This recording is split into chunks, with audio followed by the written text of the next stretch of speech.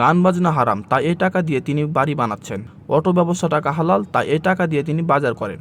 সম্প্রতি আরজে কিবরিয়া শোতে এসে র্যাপার আলী হাসান হালাল হারাম নিয়ে এমন সব তথ্য দিয়েছেন।